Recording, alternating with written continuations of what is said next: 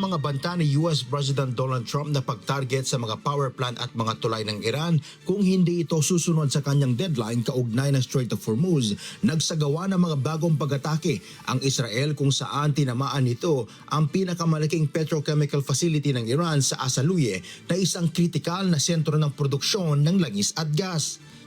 Ayon kay Israeli Defense Minister Israel Katz, malaki ang epekto ng pag-atake dahil malaking bahagi ng petrochemical production ng Iran ang nagmumula sa naturang pasilidad.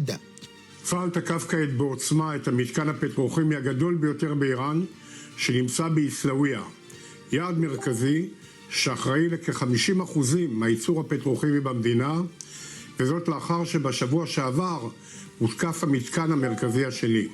Ayon sa Israel, layon ng operasyon na pahinain ang pinansyal na pinagmumulan ng militar ng Iran at limitahan ang kakayahan nitong magpatuloy ng digmaan. Inuulat naman ng Iranian media na may mga nasirang production unit sa pasilidad, ngunit wala namang naitalang nasawi. כעת שני המתקנים שאחראים יחד לכ-85% מהייצור הפטרוכימי של איראן הוצאו מכלל שימוש ואינם מתפקדים.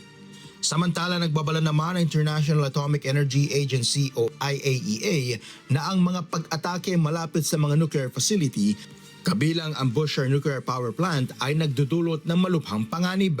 Ayon sa ahensya, posibleng magresulta ito sa isang radiation accident na makaaapekto hindi lang sa Iran kundi sa mga karatig bansa at sa buong rehiyon.